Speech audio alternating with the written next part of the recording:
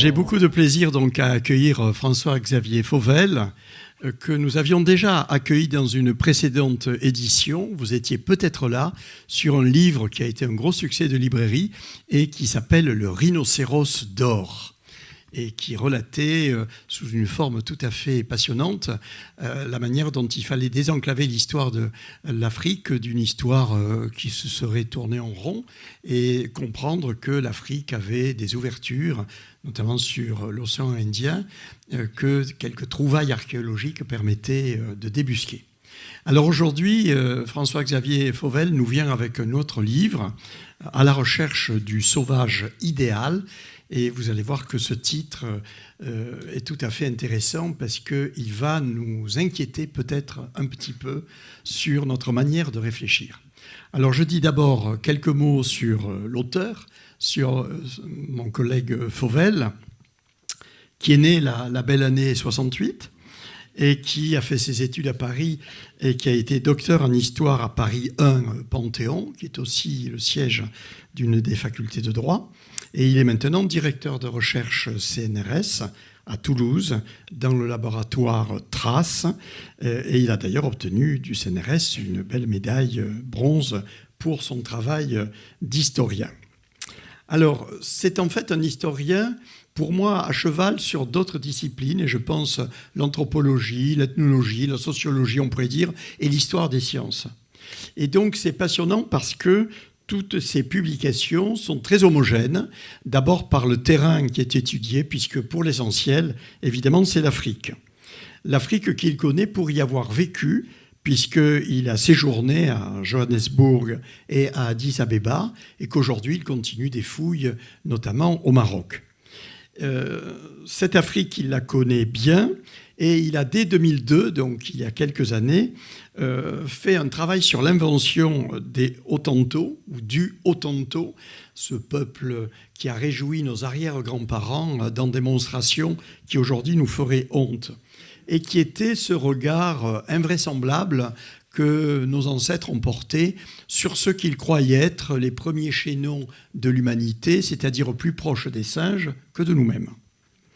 Avec le Rhinocéros d'or, j'en ai dit un mot, en 2013, qui a été réédité en poche, c'est dire si c'est un succès de librairie.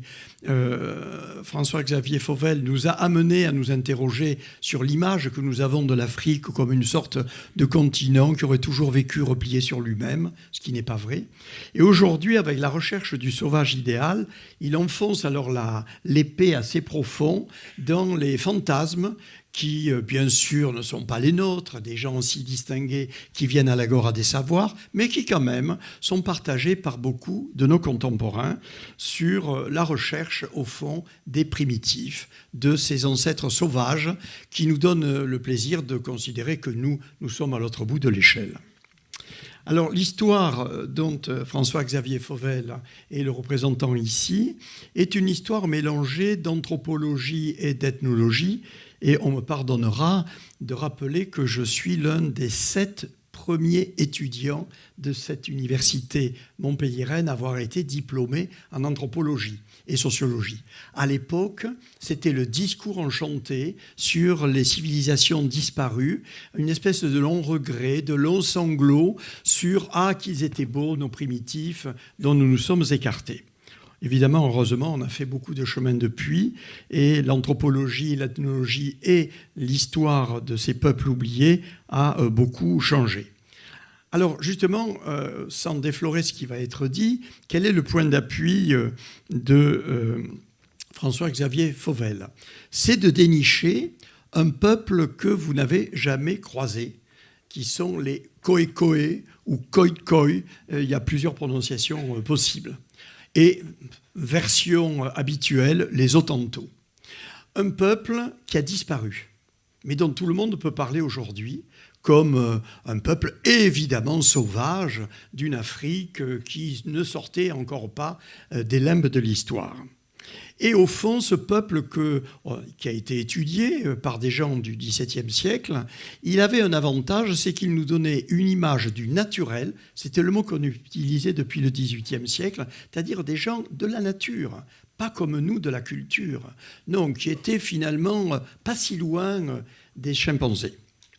Et donc, ça permettait de rationaliser nos positions et de nous justifier. Et François-Xavier Fauvel, dans une écriture qui est très alerte, et je vous suggère vraiment d'acheter ce petit livre qui se lit comme un roman, nous montre qu'est-ce qui s'est passé entre le XVIIIe et le XIXe siècle pour que nous fabriquions cette image des Hottentots ou des Khoekhoe et que nous nous rassurions à peu de frais et quelquefois dans des choses horribles sur le fait que nous étions supérieurs. Et au fond, c'est presque le mode, le choix de l'itinéraire et le mode d'écriture de livre qui m'a le plus séduit. Ça se lit comme un roman et il ne le sait pas. Il dit « je ne vais pas partir du point de départ puisqu'on ne sait pas où est le point de départ. Je vais partir de ce que nous connaissons aujourd'hui et je vais remonter vers le passé ». Ce qui est rare. En général, quand on veut vous raconter une histoire passée, on dit « alors, en ce temps-là », et on déroule le fil jusqu'à aujourd'hui. Eh bien, François-Xavier Fauvel fait l'inverse. Et il ne sait pas que c'est exactement la méthode des juristes. Parce que les juristes, quand ils veulent élucider un crime, ils ne peuvent pas partir du départ. On ne sait pas qu'est-ce qui a commencé. Ils partent de ce qui existe là, des indices, des traces, des aveux, et puis ils remontent petit à petit. Et c'est peut-être cette familiarité avec une réflexion, ou en tout cas un état d'esprit, qui est aussi celui des juristes au travail pour découvrir la vérité, qui m'a peut-être le plus séduit, parce que c'est une véritable enquête sur un objet qui a disparu. Nous n'avons que quelques témoignages, et il faut reconstituer à partir de ça les choses les plus inouïes et quelquefois les plus horribles, qui prennent le nom, par exemple, de la Vénus hottentote, dont nos arrière-grands-parents ont admiré les fesses en pensant que c'était presque pas naturel et que devait y avoir même quelque chose de louche là-dessous. Donc, remarquable travail, parce que c'est un travail en question et en questionnement, et qui nous questionne à nous sur notre légitimité à classer les êtres humains dans une situation où, évidemment, nous occupons la case départ et la case arrivée. Donc, je vous laisse entre les mains de ce remarquable enquêteur pour suivre avec lui, pas à pas, la remontée dans le désert de l'Afrique du Sud vers ces Khoekhoe qui ont disparu, mais qui nous parlent encore aujourd'hui. Merci, Xavier François.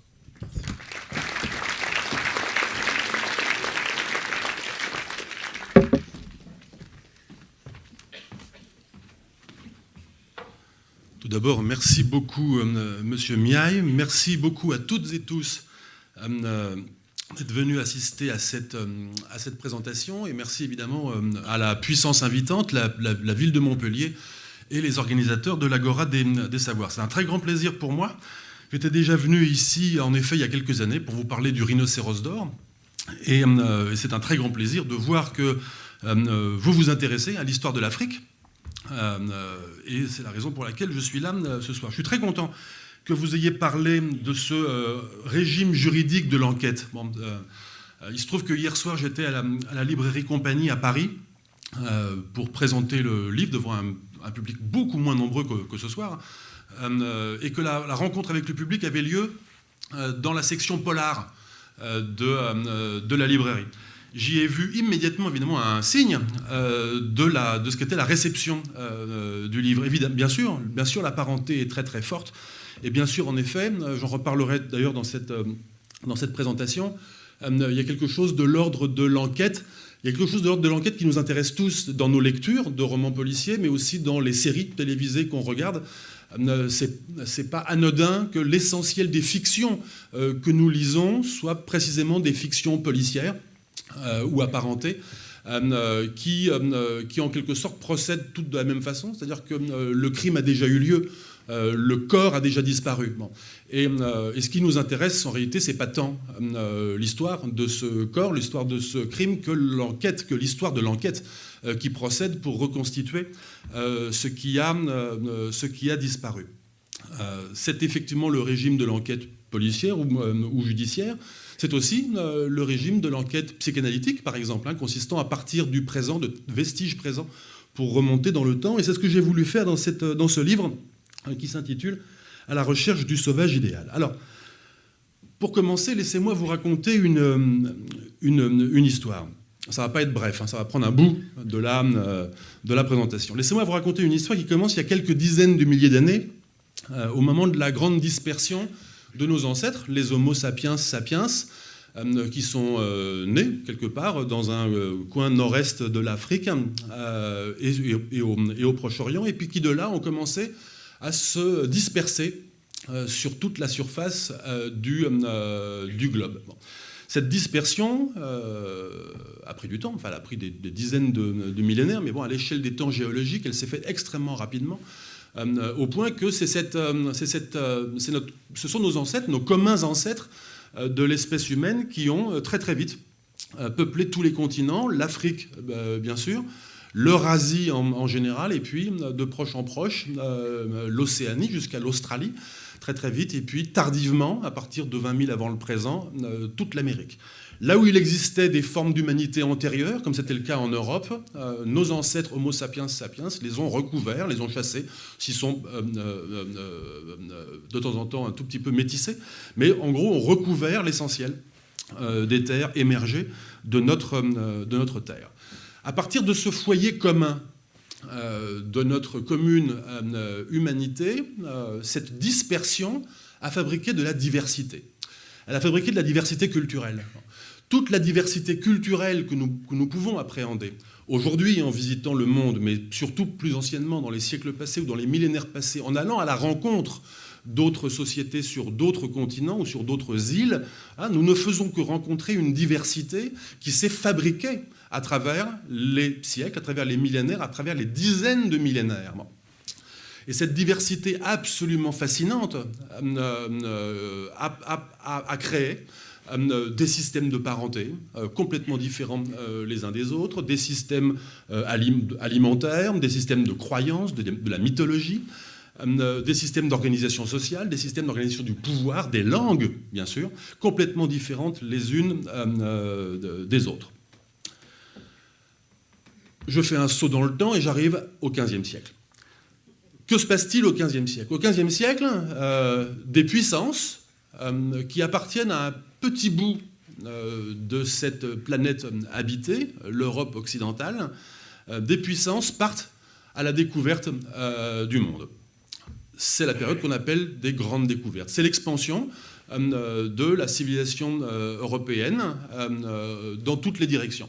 Expansion extrêmement rapide, puisqu'en quelques décennies, les puissances européennes que sont le Portugal, les Pays-Bas, l'Angleterre, la France, mais aussi le Danemark, mais aussi le Brandebourg, etc., l'Espagne, conquièrent, visitent d'abord, conquièrent ensuite les autres continents de notre planète. Et inévitablement rencontrent des sociétés qui n'étaient pas tombées sous notre regard depuis des dizaines de milliers d'années. La rencontre avec les peuples amérindiens, par exemple, est une rencontre qui tout à coup, met aux prises des sociétés qui avaient divergé plusieurs dizaines de milliers d'années auparavant.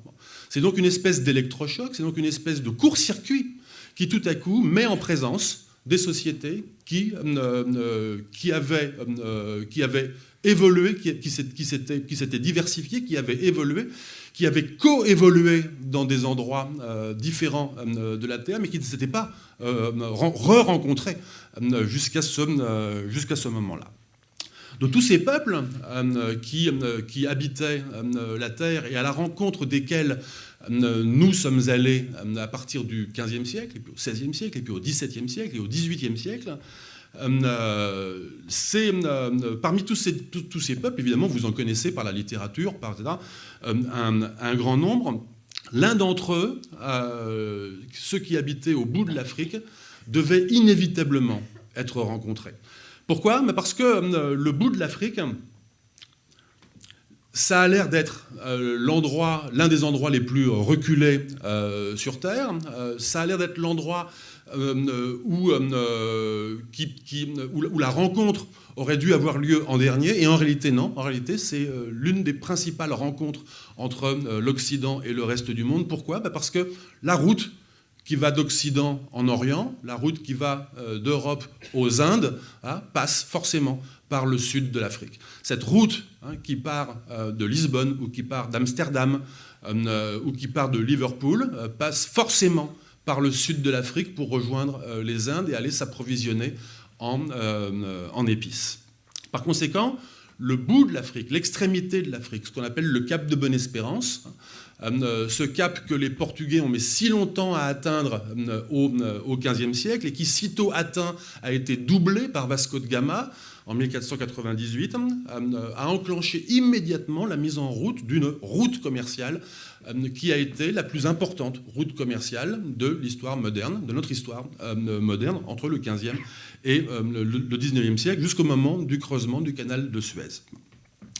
Là, au bout de l'Afrique, habitait une société qui avait divergé du rameau commun de l'humanité il y a plusieurs dizaines de milliers d'années, comme nous, Européens, avions divergé du rameau commun de l'humanité plusieurs dizaines de milliers d'années auparavant. Et par conséquent, a lieu là, au bout de l'Afrique, à ce point où tous les navires font nécessairement escale, parce que c'est le mi-temps, c'est le milieu pile de la route entre l'Europe et les Indes, c'est le point où on vient forcément remplir les barriques d'eau et acheter de la viande, à l'aller comme au retour. À cet endroit-là, précisément, au bout de l'Afrique, au cap de Bonne-Espérance, a lieu une rencontre absolument inévitable avec la société qui habite là. La société qui habite là, ce sont ces gens-là que vous voyez à l'image. Là, vous avez une gravure réalisée par Balthasar Springer, qui témoigne de ce premier regard porté sur ces populations du bout de l'Afrique.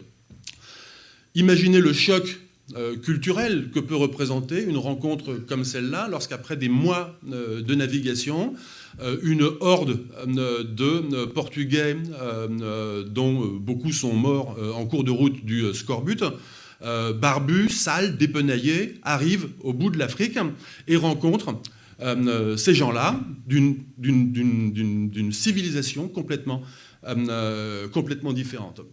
Avec, comme vous pouvez le voir, des peaux d'animaux sur le dos, des espèces de raquettes aux pieds, des espèces de boyaux autour du cou, des espèces de chapeaux étranges, le tout dans un paysage doublement étrange, à la fois parce qu'il est africain et en même temps parce que, de façon assez inattendue, il est méditerranéen. Il se trouve que l'extrémité le bout de l'Afrique a un climat tout à fait comparable à celui de la Méditerranée et on y retrouve bizarrement des essences qui sont elles aussi méditerranéennes, comme l'olivier. Bon. Et puis aussi, autre bizarrerie, la langue de ces sociétés-là. Ces sociétés parlent le khoï-khoï, donc une langue avec des clics, qui se retrouvent dans d'autres langues d'Afrique australe qu'on appelle les langues khoisan, dont la caractéristique est de posséder des clics, c'est-à-dire des sons aspirés comme de ce type-là, qui sont mêlés avec d'autres consonnes et d'autres voyelles. Donc cette rencontre a lieu dans ces conditions-là, à un point qui est le point maximum de frustration et d'attente. Le point maximum de frustration et d'attente parce qu'il a fallu, pour découvrir ce point-là, des dizaines d'années d'efforts de navigation pour les Portugais, mais même lorsque cette route est devenue banale, même lorsqu'on la pratique tous les ans ou tous les 2 ans, il faut encore compter des mois de navigation. C'est le point maximal de frustration, le moment où on tourne l'Afrique avant de rentrer dans d'autres eaux, les eaux de l'océan Indien. C'est aussi le point maximal d'attente, parce que là, l'horizon oriental commence à se faire jour, et à ce moment-là commence à devenir réel l'horizon oriental où les richesses pourront commencer d'être accumulées. Cette rencontre nécessaire, elle a donc lieu à partir du XVe siècle sous la forme de haltes, de moments très brefs qui durent quelques jours, quelques semaines, ponctués de quelques altercations de temps à autre, le plus souvent néanmoins pacifiques. Les Portugais s'arrêtent, c'est eux principalement pendant 1 siècle et demi qui franchissent cette route avant que d'autres prennent leur relais, des Français, des Hollandais, des Anglais, etc., des Allemands. Que va-t-on y faire ? On s'y arrête pour prendre de l'eau, pour remplir des cargaisons d'eau, parfois pour refaire la mâture, donc couper des arbres et puis réparer ce qui doit être réparé sur le navire, parfois pour recoudre, etc. etc. Bon. De temps en temps pour explorer aussi, pour faire un peu de troc avec les populations locales, et puis pour acheter de la viande. Acheter de la viande parce que sur les navires, on consomme de la viande salée, de la viande en saumure, qu'on met dans des grandes barriques. Il faut donc acheter de la viande. Il faut acheter des tonnes de viande pour poursuivre le voyage dans un sens ou dans l'autre. Le problème, alors l'avantage, c'est que les gens du coin ont de la viande, ils ont des vaches, ils ont des moutons, ils ont des chèvres. Le problème, c'est qu'ils n'aiment pas du tout se séparer de leurs vaches parce qu'ils sont fanatiques de leurs vaches. Ce sont des peuples pastoraux chez lesquels la vache joue un rôle extrêmement important. Donc de fil en aiguille, au fur et à mesure que se développe cette route commerciale, au fur et à mesure que les Européens s'y rendent de plus en plus fréquemment et de plus en plus nombreux, à partir du XVIIe siècle, c'est tous les ans que des navires de plusieurs nations européennes s'arrêtent au cap de Bonne-Espérance. Évidemment, la pression, qui n'est pas encore une pression coloniale, qui est tout simplement une pression prédatrice pour une demande de viande, s'exerce sur ces sociétés. Et puis en 1652, la plus grande multinationale de l'époque, qui s'appelle la Verenigde Oost-Indische Compagnie, la compagnie néerlandaise des Indes orientales, décide d'installer un fort, un comptoir, juste au bout de l'Afrique, au cap de Bonne-Espérance.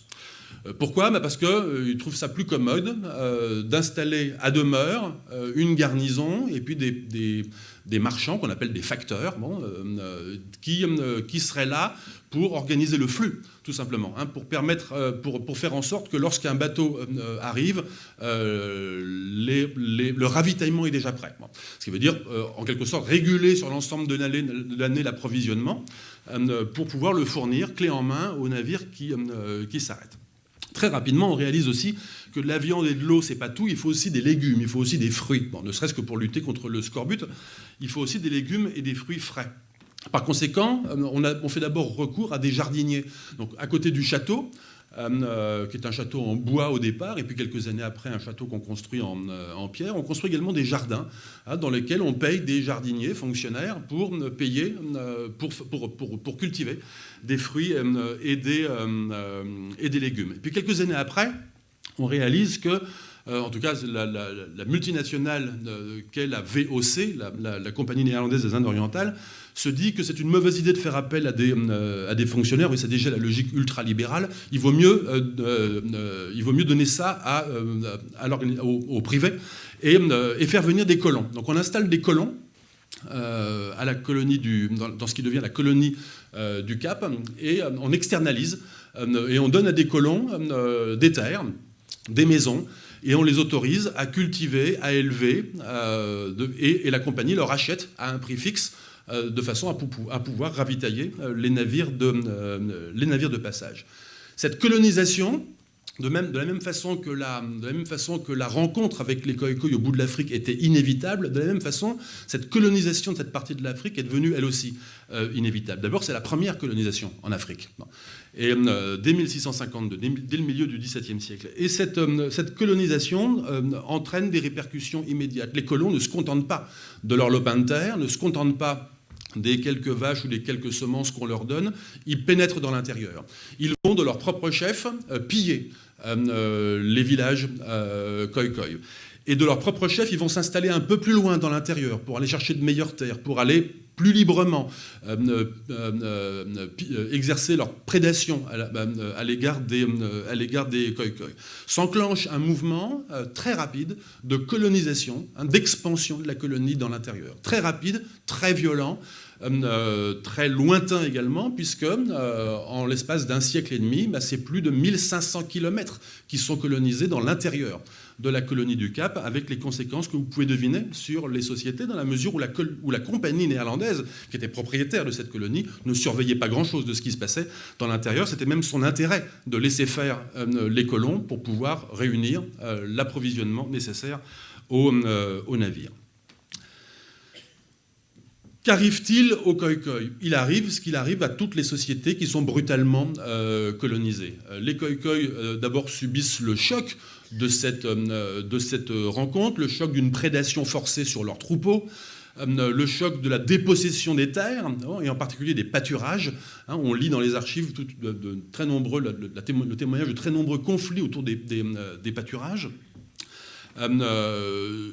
les groupes et Khoikhoi se trouvent contraints soit de déguerpir plus loin, mais ils sont bientôt rattrapés par l'expansion de la colonie. Les peuples eux-mêmes, les communautés elles-mêmes explosent le plus souvent. Un choc microbien extrêmement violent avec une épidémie de variole en 1713 détruit à peu près 99% de la population Khoikhoi de la colonie du Cap. C'est assez facile à voir quand vous êtes historien. Vous avez accès aux archives qui sont dans les caves, qui sont toujours au Cap de Bonne-Espérance, les archives de la Compagnie néerlandaise des Indes. Ce sont des mètres et des mètres linéaires de vieux manuscrits, très bien rangés d'ailleurs dans les archives. Bon. Et les Khoikhoi sont omniprésents dans la société coloniale jusqu'en 1713. À partir de 1714, plus rien. Et donc choc microbien, choc guerrier, choc culturel qui voit l'explosion de cette société. Que reste-t-il des Khoikhoi à partir de la fin du XVIIe, début XVIIIe, et puis plus encore à partir de 1713, pas grand-chose. Quelques individus dépenaillés, prolétarisés, qui ont trouvé à s'embaucher comme ouvriers de ferme, parfois prostitués dans les rues du Cap, qui travaillent pour un salaire de tabac et d'alcool auprès des fermiers blancs. Bref, pas grand-chose. En tout cas, la société a disparu, même s'il reste des individus. On peine ensuite, au cours des siècles suivants, à trouver les Khoikhoi. Beaucoup plus loin dans l'intérieur, il y a des groupes encore qui donnent l'impression de s'être reconstitués. Ce sont souvent des groupes partiellement Khoikhoi et partiellement métis, qui ont une culture coloniale, qui utilisent les armes à feu, qui utilisent les chevaux, qui souvent eux-mêmes se sont convertis en commandos, voilà, pour exercer une culture de prédation dans l'intérieur de la colonie, arriver à vivre eux-mêmes d'un commerce d'armes à feu et d'approvisionnement en viande, toujours ça. Bon. Mais il faut aller très très loin dans l'intérieur de la colonie pour rencontrer des groupes comme ceux-là qu'on appelle des colors, déjà des métis, ou des hors-lames, ou toute une série d'autres noms. On peine à les trouver dans les archives, on peine à les trouver dans la documentation, et puis, je franchis là encore les étapes. Le 19e siècle voit l'imposition en Afrique du Sud, comme vous le savez, d'un régime de ségrégation extrêmement violent, à la faveur d'une double colonisation. La première, c'est la colonisation hollandaise, dont j'ai déjà parlé, mais s'y ajoute, à partir de la fin du 18e et du début du 19e siècle, une autre colonisation, une colonisation britannique. Les Britanniques prennent possession de la colonie du Cap, mais aussi d'une autre colonie établie plus loin, la colonie du Natal, et puis abolit l'esclavage, ce qui n'arrange pas du tout les affaires du précédent colonisateur, les Hollandais, lesquels quittent la colonie du Cap et se dirigent dans l'intérieur. Bon. Événement auquel les Britanniques répondent en annexant à nouveau ces républiques afrikaners de l'intérieur. Ce qui fait qu'en l'espace d'un demi-siècle, c'est toute l'Afrique du Sud d'aujourd'hui, ce qu'on connaît sous le nom d'Afrique du Sud, qui se retrouve dominée par la Grande-Bretagne. Avec ce phénomène assez intéressant d'une double colonisation, c'est-à-dire d'un premier colonisateur qui est devenu colonisé d'un second colonisateur. Et pour s'en tirer, le second colonisateur a dû lâcher du lest au premier colonisateur, non pas en l'autorisant à avoir des esclaves, ça c'était interdit, mais en mettant en place un système de ségrégation qui s'est ensuite institutionnalisé, qui a ensuite été consolidé au pouvoir par un parti principalement afrikaner, et puis en 1948, c'est l'institutionnalisation de l'apartheid, mot hollandais qui veut dire mettre à part, séparation, État séparé, et qui est un régime totalitaire de gouvernement basé sur des catégories raciales. L'apartheid tombe dans les années 90, et à partir de là, dans les années 90 et années 2000, on voit réémerger de timides voix qui revendiquent une ascendance Khoisan ou une ascendance Khoikhoi. On entend des gens qui disent nous sommes descendants des sociétés indigènes d'Afrique du Sud, nous avons des droits dans ce pays. Pour comprendre ce phénomène-là, il faut comprendre que c'était interdit de revendiquer quoi que ce soit sous le régime d'apartheid. Le régime d'apartheid imposait des catégories raciales, ce qui veut dire que le régime d'apartheid imposait également un discours sur l'histoire de chacun de ces groupes. Le couvercle de l'apartheid ayant sauté, chacun se réapproprie son identité, chacun redéfinit son identité et chacun réélabore sa généalogie. Et on voit apparaître ces voix qui tout à coup font entendre une ancestralité khoï, en tout cas, c'est ce qu'ils disent. En quelque sorte, on voit réapparaître une identité là où elle avait complètement disparu. Voilà. Je viens de vous brosser à très grands traits l'histoire des Khoï depuis quelques dizaines de milliers d'années jusqu'à aujourd'hui. Ça n'est évidemment pas fini. Cette histoire, c'est le sujet de mon livre, et en même temps, c'est pas du tout comme ça que j'ai raconté l'histoire. C'est pas du tout comme ça que j'ai raconté l'histoire, parce que pour la même raison qu'un polar, un roman policier ou une série policière ne vous raconte pas l'histoire de cette façon-là, mais vous raconte l'enquête qui vous permet de savoir ce qui s'est passé.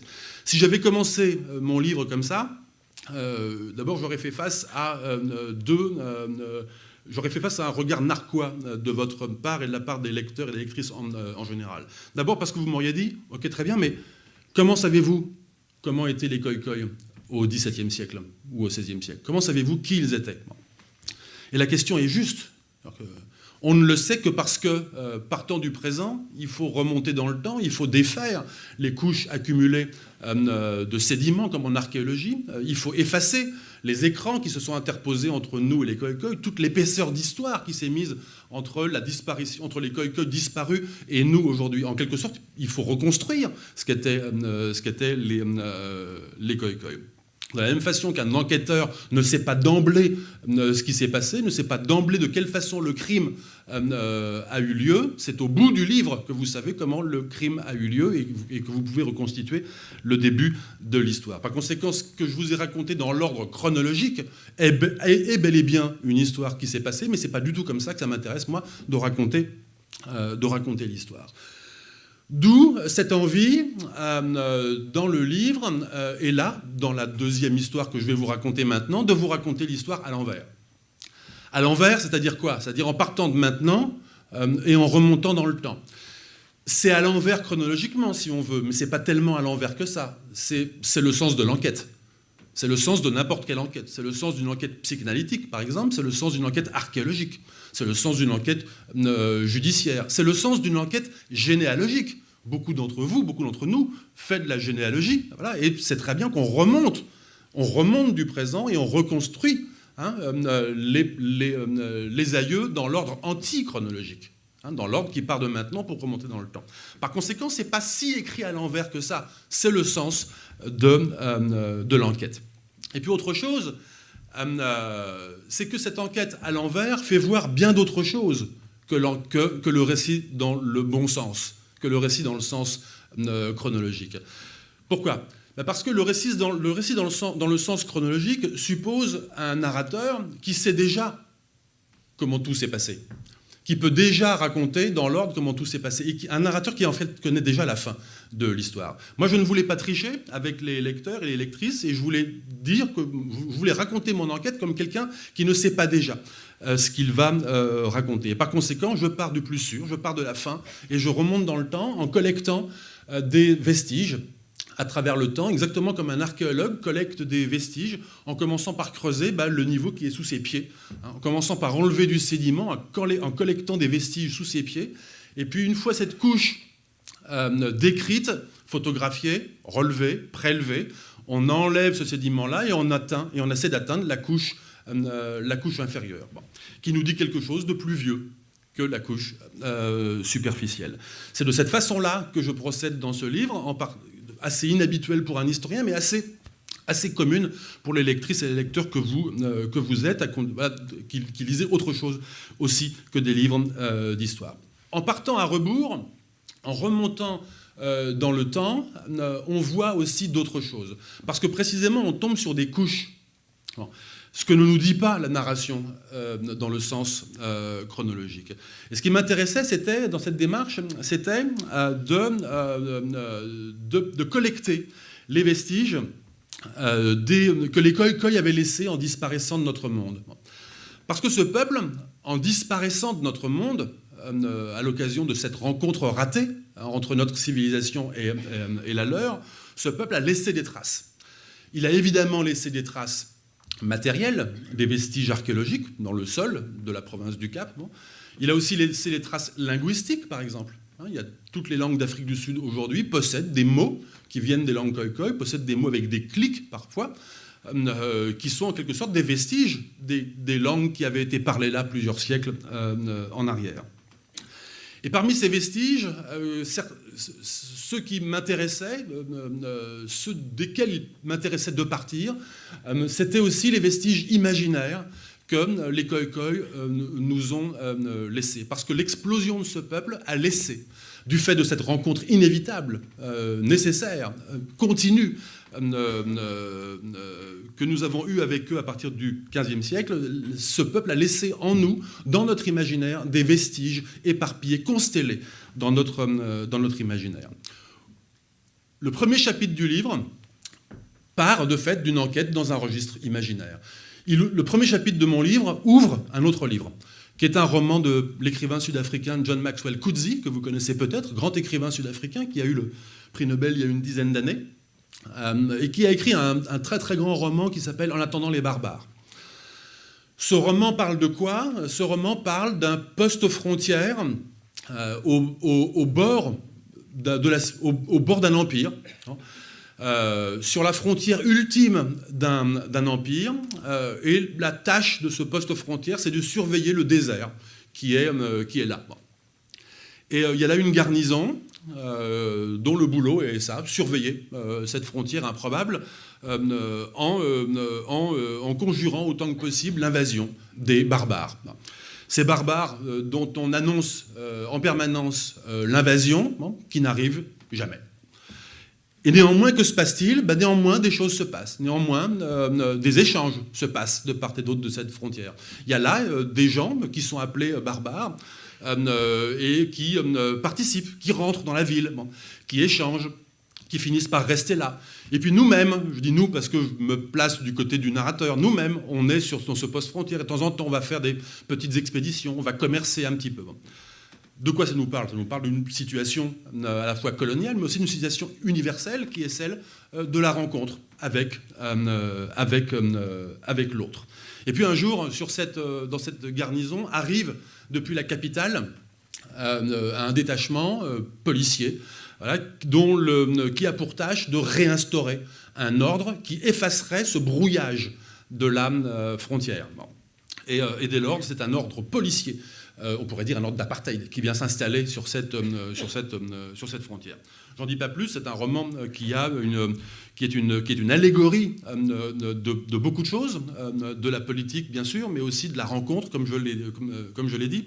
Néanmoins, ce qui m'a intéressé là-dedans, de façon peut-être un tout petit peu anecdotique, c'était de voir de quelle façon les Khoï constellaient ce roman. Non pas sous leur nom de Khoï, bien sûr, mais parce que, sud-africain d'origine, Coetzee a puisé dans l'histoire de l'Afrique du Sud des éléments, des faits, des personnages voilà, dont il a habité son roman. Et il s'est servi, et s'il a pu se servir des Khoï pour incarner ce barbare qu'on attend, qu'on ne cesse d'attendre, et qui finit par arriver de façon un petit peu à contretemps et jamais sous le mode du déferlement attendu, c'est parce que les Khoï jouaient déjà dans notre imaginaire un rôle de sauvage archétypique propre à incarner notre rapport avec une altérité absolue.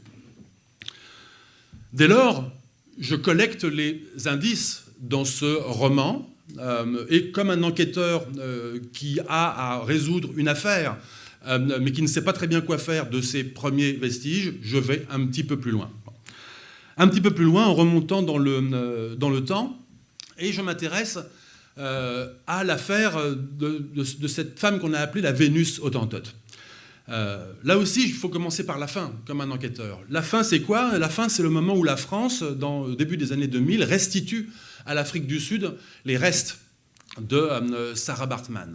À l'occasion de la restitution des restes de Sarah Baartman, c'est là, ce moment où on entend en Afrique du Sud des nouvelles voix qui disent « Rendez-nous Sarah Baartman, elle est notre ancêtre. Rendez-nous Sarah Baartman parce qu'elle appartient à cette terre et nous appartenons à sa descendance. » C'est à l'occasion de la restitution des restes de Sarah Baartman qu'on entend réémerger ces voix qu'on croyait avoir, qu'on pensait avoir disparu. Et puis remontant dans le temps, évidemment, je m'intéresse au parcours de cette femme, d'abord au parcours post-mortem de cette femme. Pourquoi restitue-t-on les restes de la Vénus Hottentote à l'Afrique du Sud? Parce qu'ils étaient là, parce qu'ils étaient chez nous, parce qu'ils étaient dans les vitrines du musée de l'Homme, enfin dans les caves du musée de l'Homme depuis 25 ans, mais d'abord pendant un siècle et demi dans les vitrines du musée de l'Homme. Que voyait-on dans les vitrines du musée de l'Homme? Eh bien, on voyait le moulage d'une femme qui s'appelait Sarah Baartman, le moulage entier du corps de Sarah Baartman. On voyait aussi le squelette de Sarah Baartman, le véritable squelette, pas un moulage du squelette, le véritable squelette de Sarah Baartman. Ce qui veut dire que après sa mort, elle avait été entièrement disséquée, qu'on avait entièrement prélevé tous les ossements, qu'on les avait fait bouillir et qu'on les avait ensuite remontés sur des tiges de fer. C'est ce véritable squelette que des générations et des générations de visiteurs du musée de l'Homme ont pu voir au musée de l'Homme dans les vitrines. Et puis on voyait aussi dans ces vitrines des bocaux de formol qui contenaient les organes génitaux, les fesses et le cerveau de Sarah Baartman. Pourquoi était-il là? Parce que Sarah Baartman est morte en 1815 à Paris. Après avoir été exhibée pendant 1 an et demi à Paris, sur les scènes de théâtre, après avoir été présentée au jardin du Muséum d'histoire naturelle, jardin des plantes, devant du public, mais aussi devant des scientifiques, après avoir été exhibée préalablement à Londres. Bon. Et pourquoi était-elle exhibée, cette femme? Elle était exhibée parce qu'on a voulu faire de cette femme, qui s'appelait Sarah Baartman, on a voulu faire de cette femme une pièce à conviction de quelque chose. On a voulu faire de Sarah Baartman la preuve de quelque chose. On a voulu faire de Sarah Baartman la preuve que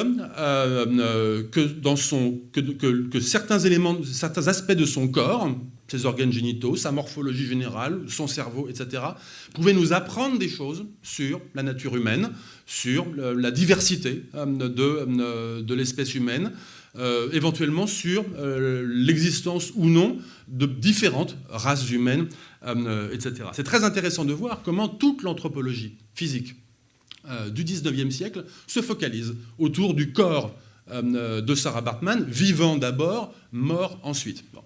Pour certains, pour Cuvier en particulier, Cuvier, grand anatomiste du XIXe siècle, celui qui précisément procède à la dissection de Sarah Baartman, il s'agit pour Cuvier de prouver que Sarah Baartman appartient bel et bien à notre espèce humaine. Il la place tout en bas de l'échelle de notre espèce, mais il est absolument certain, et il le dit dans son rapport de dissection, qu'elle appartient à la même espèce que nous. Comment le sait-il et sur quoi se base-t-il? Il se base sur une chose très simple, il se base sur l'endroit du corps de Sarah Baartman qui avait attiré le regard depuis des années et des années, les fesses. Les fesses de Sarah Baartman allaient être la pièce à conviction ultime du débat sur ce qu'on a appelé le monogénisme, l'existence d'une seule espèce humaine, ou le polygénisme. Comme quoi, la science tient parfois à peu de choses. Les fesses de Sarah Baartman allaient être cette pièce à conviction. Pourquoi? Parce que beaucoup pensaient que les fesses de Sarah Baartman contenaient un os supplémentaire. Cuvier dément cette hypothèse de façon absolument radicale et conclut de façon non moins radicale que Sarah Baartman appartient à notre espèce humaine. Il lui trouve néanmoins, sur la forme du crâne, des choses qui croit-il, lui permettent de dire qu'elle est tout en bas de notre espèce. Néanmoins, elle appartient à notre espèce. L'affaire, pour autant, en 1815, n'en reste pas là. L'argument de Cuvier suffit à convaincre la plupart des anatomistes, les anthropologues physiques du XIXe siècle, mais pas tous.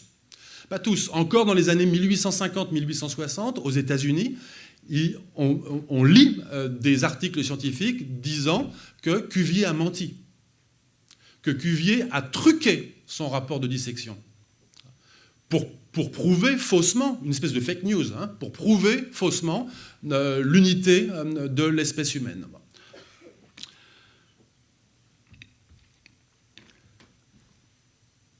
C'est mon deuxième chapitre.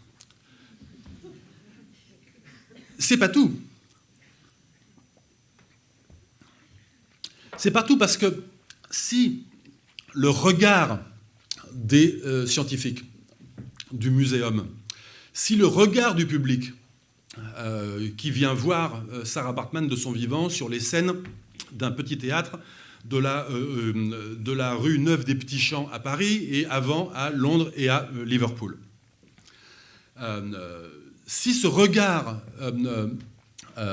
se focalise sur les fesses et sur les organes génitaux, c'est parce que depuis des siècles, le regard anthropologique de l'Occident se focalise sur les khoï-khoïs. Sur les khoï-khoïs, ou plutôt, parce que je vous ai dit dans ma première histoire, hein, je vous ai dit que les khoï-khoïs avaient très vite disparu. Rappelez-vous-en. C'est comme dans un polar, il y a deux histoires. Hein, c'est-à-dire qu'il y a l'histoire du meurtre et comment il est arrivé, puis il y a l'histoire de l'enquête. La première histoire de tout à l'heure a servi à vous dire que les khoï-khoïs avaient disparu. Je disais donc que le regard se focalise sur les khoï-khoïs pour apprendre des choses de nous-mêmes, pour apprendre des choses de l'espèce humaine, pour apprendre des choses de la diversité, pour apprendre des choses de la gradation des êtres humains et des êtres vivants plus généralement. En réalité, ce n'est pas sur les khoï-khoïs que le regard se pose, parce que les khoï-khoïs ont disparu. En tout cas, dans leur état intègre de société, ils ont disparu. Les regards se posent sur autre chose, sur une marionnette. Une marionnette, en tout cas un peuple qui s'appelle les Hottentots et qui a pris la place dans notre imaginaire des khoï-khoïs. Ce Hottentot, on l'a fabriqué à partir de ce qu'on voyait des khoï-khoïs dans les rues du Cap. On voyait des individus dépenaillés, on voyait des individus prolétarisés, on voyait des Hottentots bourrés, on voyait des femmes prostituées. Cette image de dégradation culturelle a servi à fabriquer ce qu'on croyait être un peuple qu'on a appelé les Hottentots. Un simple sobriquet dont on ne connaît pas très bien l'origine, hein, mais qui servait de sobriquet pour désigner ce peuple-là. Ce peuple-là, on a cru pouvoir dire, sur la base de ce qu'on voyait, tous les voyageurs ont cru pouvoir dire, les philosophes du XVIIIe siècle ont cru pouvoir dire, les naturalistes du XVIIIe siècle ont cru pouvoir dire que ce peuple-là, le Hottentot, représentait la forme la plus déchue d'humanité.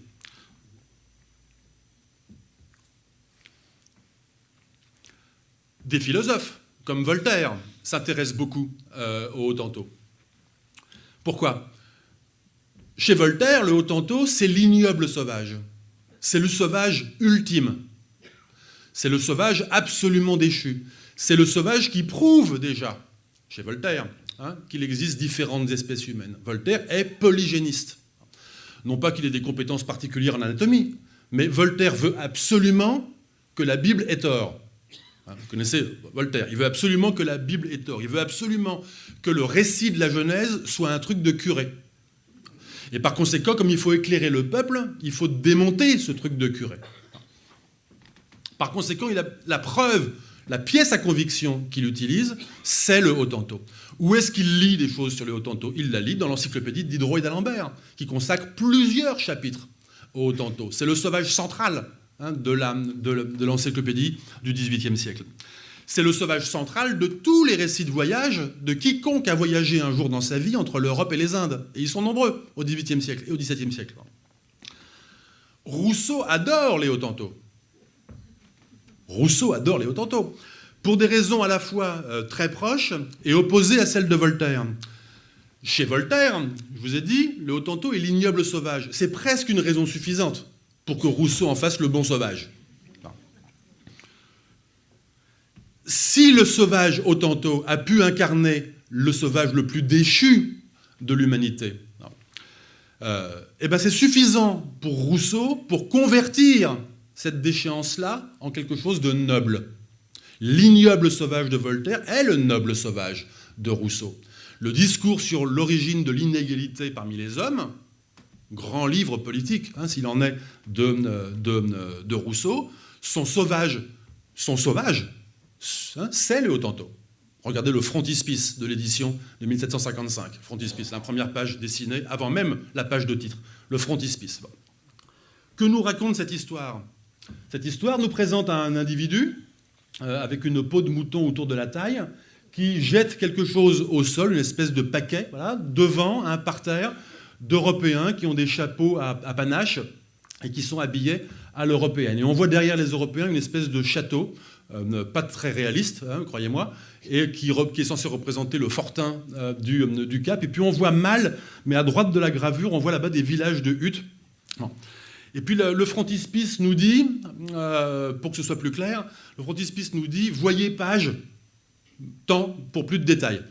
On va lire la page temps pour plus de détails, et la page temps pour plus de détails nous raconte l'histoire de ce Hottentot. Il s'agit d'un Hottentot. L'histoire, Rousseau l'a lu dans l'un des grands best-sellers de l'époque, qui est l'histoire universelle des voyages de l'abbé Prévost, lequel l'avait lu dans Peter Kolb, grand récit de voyage du début du XVIIIe siècle, exclusivement consacré au Hottentot. Et on peut reconstituer la généalogie de cette histoire. Toujours est-il que le sauvage qui sert à Rousseau à dire des choses sur nous, à dire des choses sur l'origine de la civilisation, à dire des choses sur ce sauvage assez malin pour refuser d'entrer, de mettre la main dans l'engrenage de la civilisation. Refuser de se laisser happer par tout ce qui corrompt. Ce sauvage-là, ce bon sauvage-là, c'est juste la conversion de l'ignoble sauvage de Voltaire. D'une certaine façon, bon ou mauvais, noble ou ignoble, c'est le même sauvage, c'est un sauvage idéal. C'est ce que j'appelle une marionnette. C'est un peuple marionnette. C'est un peuple qui n'existe pas ailleurs que dans l'imaginaire, l'anthropologie et les collections de récits de voyage autour des Hottentots. Et cette marionnette qu'on fait parler, comme un magicien qui fait parler avec sa voix ventriloque, on lui fait dire des choses. De façon très intéressante, la légende qui accompagne cette gravure de frontispice de Rousseau tient une espèce de discours qui dit, le sauvage dit, je paraphrase, mais « Monsieur le gouverneur, mes chers amis, veuillez recevoir, en témoignage d'hommage, etc., mes armes, mes vêtements et mes parures que je vous restitue. Acceptez que je garde avec moi ce coutelas et je repars chez mes semblables. » Voilà. Un discours de bon sauvage du XVIIIe siècle. Hein. C'est un discours d'honnête homme, voilà, qu'on fait tenir dans la bouche du sauvage. Cette histoire, cette couche archéologique-là, hein, on peut de cette façon-là la reconstituer pour remonter encore un petit peu plus loin. J'ai mentionné tout à l'heure la restitution de Sarah Baartman à l'Afrique du Sud. Voici une image de la tombe de Sarah Baartman. Une tombe qui est recouverte de galets, hein, et sur certains de ces galets ont été collées des photos, des photocopies plutôt, d'une aquarelle qui avait été réalisée de son vivant à Paris en 1814 lorsqu'elle avait été exhibée au Jardin des Plantes. Ça donne cette très belle image assez émouvante d'une réapparition de cette femme. Ça illustre aussi le processus de réémergence d'une identité.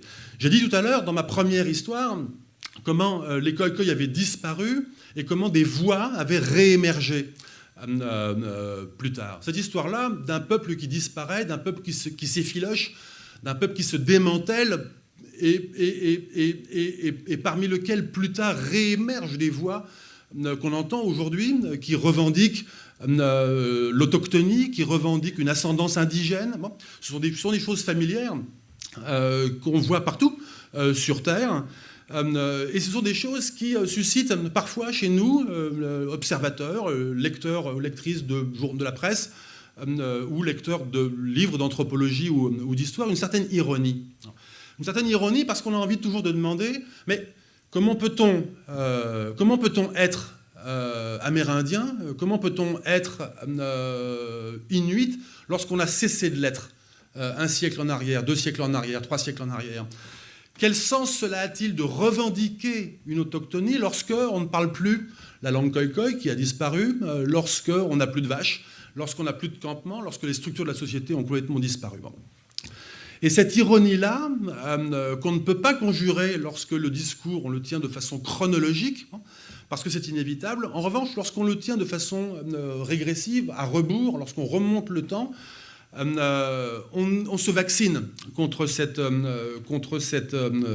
ironie-là et on entend tout simplement les voix des gens à qui il manquait quelque chose, des gens à qui on avait pris quelque chose. Et cette restitution-là des restes de Sarah Baartman rend justice de quelque chose qui a été pris à ce peuple. Et ce qui a été pris à ce peuple, c'est évidemment lui-même. On a pris à ce peuple lui-même. Bon. Alors, au terme de ce voyage à rebours dans le temps, on peut finir par arriver au fond de l'histoire. On peut finir par arriver au début de l'histoire. C'est ce que j'essaie en tout cas de faire dans ce livre. On peut revenir en arrière, on peut se réinstaller à la fin du XVIIe siècle ou au début du XVIIIe siècle. On peut en quelque sorte, parce que je disais l'histoire, l'enquête n'abolit pas le crime, mais l'enquête rend justice du crime. On peut réorganiser la rencontre avec les khoï-khoï. Ça n'est évidemment pas le récit d'une rencontre ethnographique. Vous savez que Lévi-Strauss débutait son célèbre et magnifique ouvrage Triste Tropique par cette phrase « Je hais les voyages et les explorateurs ». Lui-même étant un ethnographe capable d'aller passer plusieurs années chez les Nambikwara. Que voulait-il dire en disant « Je hais les voyages et les explorateurs » ? C'est que les voyages et les explorateurs nous ont laissé le monde dans un sale état. C'est que les voyages et les explorateurs nous ont laissé le monde sans les Nambikwara du XVIe siècle. Nous ont laissé le monde sans les khoï-khoï du XVIIe siècle. Par conséquent, cette rencontre-là, cette rencontre immédiate, cette rencontre naïve, elle n'est évidemment pas possible. Il faut faire le même constat que Lévi-Strauss. Elle n'est évidemment pas possible. Bon. Néanmoins, on peut réorganiser en historien une rencontre. On peut voyageant non pas en prenant le paquebot ou en prenant l'avion, mais on peut voyager dans le temps avec les outils que j'ai dit, en traversant des strates accumulées entre le passé et nous. On peut réorganiser une rencontre. Ça n'est pas tout à fait la même rencontre que celle qui aurait pu ou dû avoir lieu. Pourquoi ? Parce qu'il nous manque des choses. D'abord, il nous manque les gens, évidemment. Il nous manque aussi d'informations. Bon. Et puis parce que cette rencontre qu'on peut réorganiser en s'installant là, au milieu de ce campement, c'est aussi une rencontre qui est prévenue contre les effets néfastes de la rencontre. Puisqu'en quelque sorte, tout le livre sert à ça, à nous préparer à ce que la rencontre fait de mal. C'est en quelque sorte une rencontre prévenue à laquelle je vous invite à la fin du livre, lorsqu'on peut s'installer tous ensemble à côté du narrateur, au milieu d'un campement khoï-khoï, de la fin du XVIIe siècle. Et là, qu'est-ce qu'on voit ? Là, on peut se poser, là, on peut observer, là, on peut poser des questions, on peut écouter. On peut apprendre des choses sur l'organisation d'un campement de façon circulaire, comme là, vous le voyez sur l'image. On peut apprendre des choses sur le mode de construction des huttes. On peut apprendre des choses sur qui vit dans ces huttes et sur comment on vit dans ces huttes. On peut apprendre des choses sur la répartition du travail entre les hommes et les femmes. Autant le dire tout de suite, c'est très au détriment des femmes. On apprend des choses sur les techniques de chasse, très intéressantes. La chasse à l'antilope, la chasse collective à l'éléphant, très impressionnante. Et assez rare, mais néanmoins héroïque, la chasse individuelle au lion. On apprend des choses aussi sur le rôle des vaches Les vaches sont absolument capitales chez ce peuple. Ce n'est pas simplement de la monnaie, ce n'est pas simplement des grosses coupures, parce que c'est des grosses coupures, hein, c'est la monnaie. C'est la monnaie qui rentre en ligne de compte dans toutes les transactions. Les transactions économiques basiques, hein, c'est un capital. La vache, c'est un capital. On accumule des vaches et on transmet un capital à sa descendance, son fils aîné, des vaches. On ne transmet pas des actions ou une maison ou un yacht, on transmet des vaches. Mais les vaches jouent d'autres rôles aussi dans les transactions judiciaires en particulier. J'ai commis un crime hier, soit je le paye de mort, hein, soit je donne des vaches. Les vaches jouent également un rôle dans les transactions matrimoniales. Pour se marier, on donne des vaches. Les vaches jouent aussi un rôle dans les transactions entre notre monde à nous et le monde parallèle, le monde des divinités. Et en particulier, le monde Khoikhoi est hanté de déités. Hanté de déités, pourquoi ? Parce que ce peuple croit aux ancêtres. Les ancêtres, c'est quoi ? Les ancêtres sont des gens ce sont des défunts, hein, mais qui continuent à hanter, qui continuent à vivre parmi nous.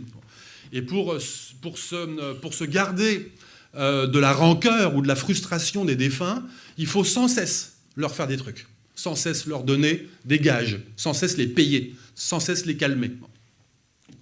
C'est à ce compte-là qu'on peut vivre tranquillement dans notre monde. Vous êtes une femme, votre époux est mort. Pour vous remarier, il va falloir vous garder de votre précédent époux en offrant des vaches, des sacrifices. On apprend par conséquent beaucoup de choses sur ce peuple en organisant, en s'installant dans ce campement et en tenant en quelque sorte un carnet d'observation, comme un carnet d'anthropologue, sur laquelle il est possible de noter des observations, des choses que je n'ai pas vues, évidemment, moi-même, François-Xavier Fauvel, mais que j'emprunte à des observateurs, voyageurs dans certains cas, en l'occurrence un chirurgien allemand, hein, que pour toutes les raisons qui sont expliquées au préalable dans le livre, hein, et qui est plus fiable que d'autres. On peut également faire un peu de linguistique comparée, on peut faire des observations archéologiques également, et là c'est moi qui les fais. Bref, on peut remplir les pages d'un carnet et décrire cette société de façon assez ethnographique et fiable. Cette rencontre, par conséquent, elle n'est pas tout à fait la même que la vraie rencontre avec les Khoikhoi, cette rencontre qui du reste n'a pas eu lieu, cette rencontre ratée d'il y a plusieurs siècles. Mais pour conjurer cette rencontre ratée, on peut néanmoins organiser cette rencontre distante avec les Khoikhoi, le plus proche possible d'eux, mais filtrée par une histoire de 5 siècles. Par conséquent, oui, pour organiser cette rencontre prévenue contre elle-même, il m'a fallu écrire ce livre qui, comme un récit policier, contient en quelque sorte 2 livres en un.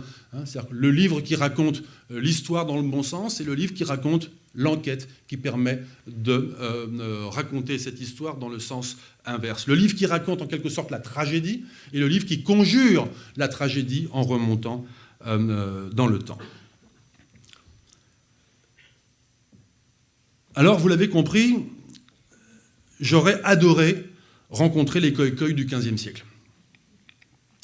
J'aurais adoré, à bord d'un navire portugais du XVe siècle, retrouver, éprouver ce premier contact avec une société qui avait été séparée de nous il y a 30, 40, 50 000 ou 100 000 ans.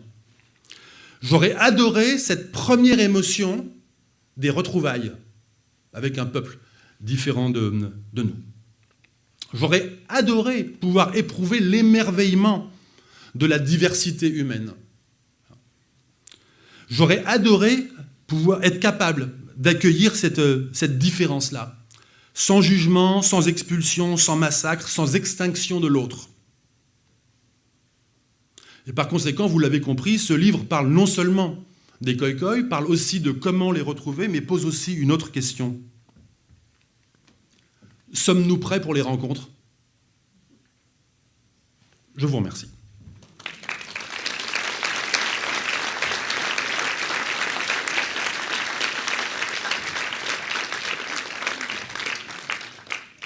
Il est de tradition, le temps que vous réfléchissez à ce qui vient d'être dit, que le présentateur pose la première question.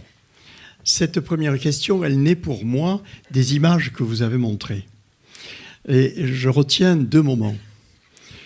Le premier moment, c'est la rencontre, au sens large, des Européens avec des populations dont ils ne savaient pas qu'elles existaient. Il ne faut pas oublier que quand Christophe Colomb débarque dans ce qu'il croit être l'Amérique, il pense qu'il va rencontrer des Indiens. Et puis il se rend compte que ce n'est pas des Indiens du tout. Et c'est des gens dont on n'avait pas imaginé l'existence. Et c'est tellement vrai qu'on est obligé de les réintégrer dans l'espèce humaine. Le colloque de Valladolid, plus tard, va dire oui, c'est des humains quand même. Oui, c'est des humains. Ils sont de notre même race. Et c'est très intéressant de voir que cette première rencontre aboutit à l'idée qu'ils font partie de la race humaine. Et l'image que vous avez montrée au tout début du XVe siècle, c'est une sorte de nativité où on aurait mis du bourdonnois sur la Vierge et sur Joseph. C'est vraiment 2 Européens déguisés en sauvages. Alors ça, c'est la première chose. La deuxième rencontre, pour moi, elle est 4 siècles plus tard, au XIXe siècle. On re-rencontre des gens qu'on ne connaissait pas, qu'on croit découvrir ou redécouvrir. Et là, c'est le schéma inverse. C'est-à-dire qu'au lieu d'avoir des Européens dont on noircit le visage, on a des sous-hommes, en quelque sorte. On a le premier degré de l'humanité. Pas du tout des gens qu'on va réintégrer, qui ont en effet une pensée, qui ont une conscience, comme on l'avait fait au XVe siècle, mais des gens qui sont, finalement, je le disais tout à l'heure, plus près des chimpanzés et des singes que de nous. Autrement dit, des gens exclus de notre humanité et dont on pourra, à loisir, coloniser pas simplement les produits, mais les corps. Alors, ce rapprochement entre ces 2 moments, l'un, je l'embellis un peu, qui les réintègre dans l'humanité. Alors, ils sont un peu particuliers, ils sont un peu bourdonnois, mais enfin, ils sont comme nous.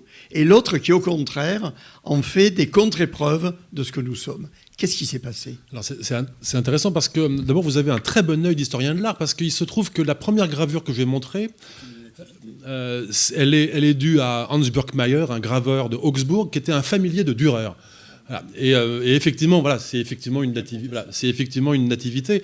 Voilà. Et il faut penser qu'il faut savoir que les graveurs dans les ateliers de gravure au XVe, XVIe siècle, etc., XVIIe siècle, XVIIIe siècle encore, n'avaient jamais vu les gens qui dessinaient. Ils n'avaient jamais vu.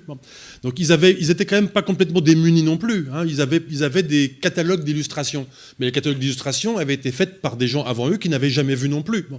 Donc en fait, des traditions iconographiques se fabriquent comme ça, sans que personne ait jamais vu les sujets en question. Mais en effet, vous avez raison, cette première gravure qui date des tout premiers voyages portugais nous dit quelque chose d'assez touchant. Hein, sur, bon. La femme n'est pas une Vénus. Absolument. Alors, ça nous dit quelque chose d'assez touchant. Il y a encore quelque chose qui est de l'ordre là, de l'émerveillement de la rencontre, quelque chose comme ça.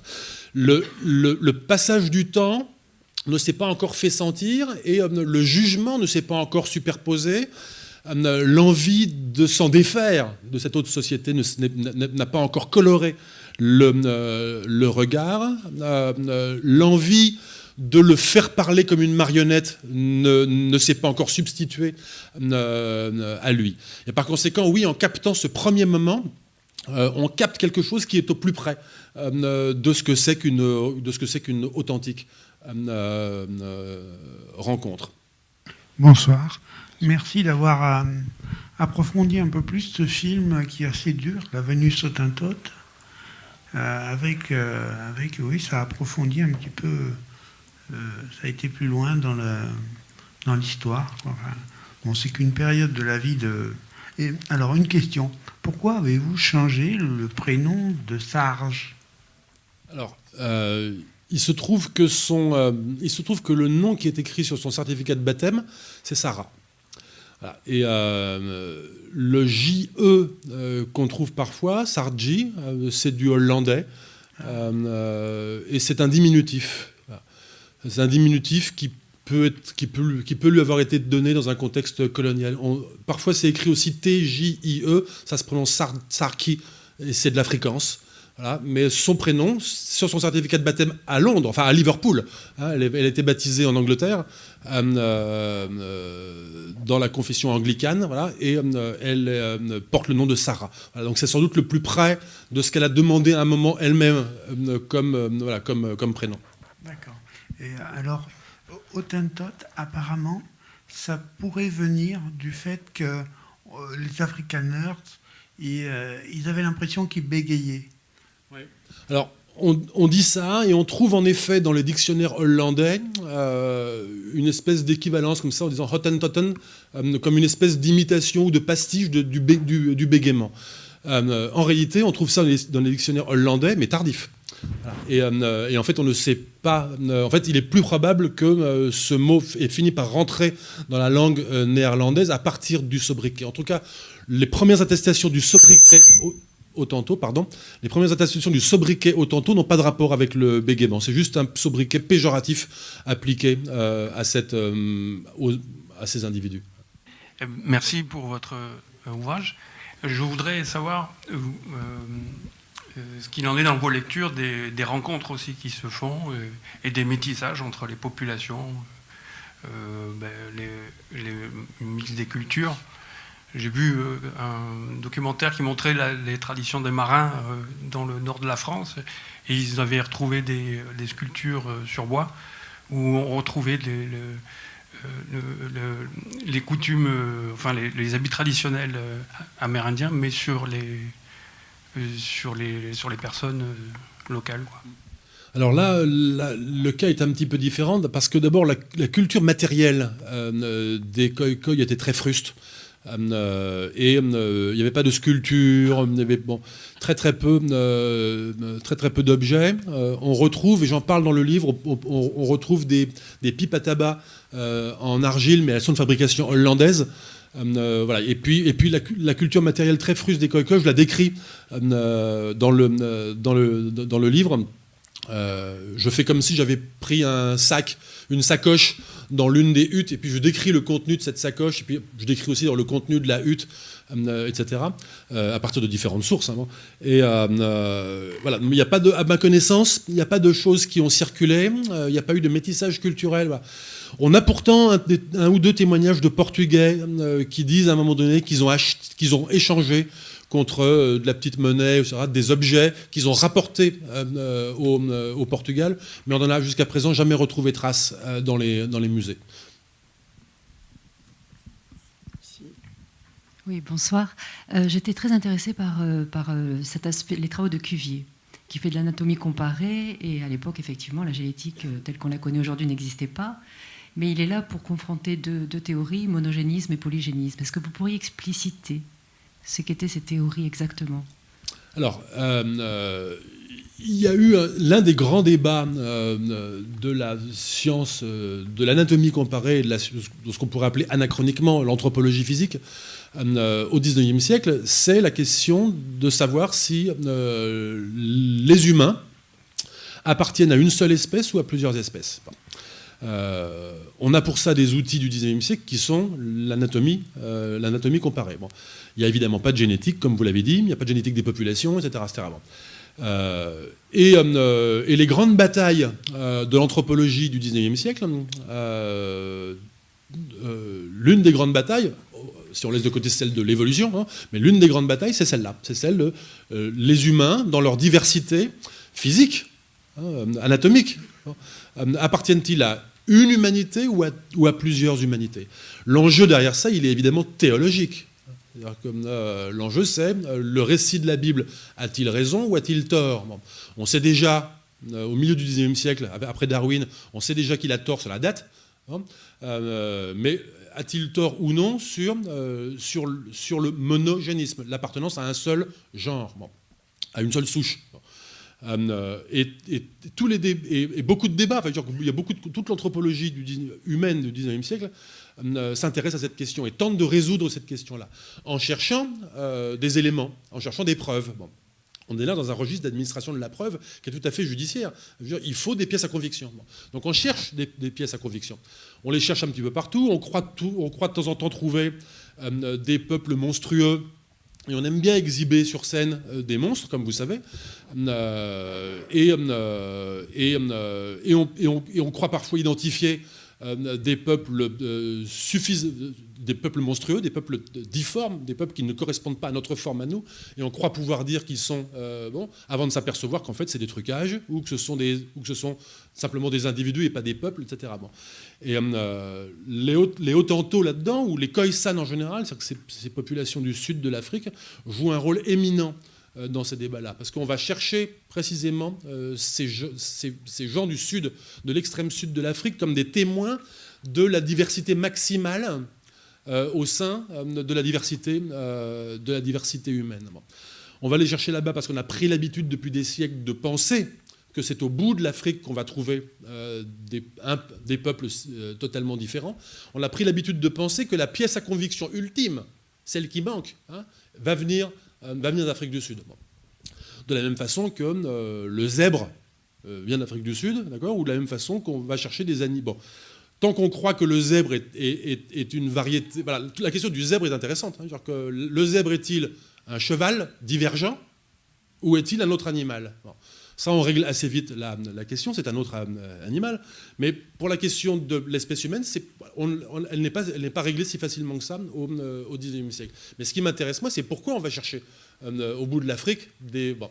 Et on va chercher parce qu'il y a cette longue histoire d'un regard qui s'est porté sur cette société-là, sur une société déjà abîmée par la rencontre coloniale. Et comme ce peuple a la fâcheuse habitude de parler d'être très divergent d'un point de vue culturel, de parler avec des clics, de s'habiller bizarrement, de manger des trucs très étranges, etc. On se dit qu'il cache quelque chose sous ses vêtements.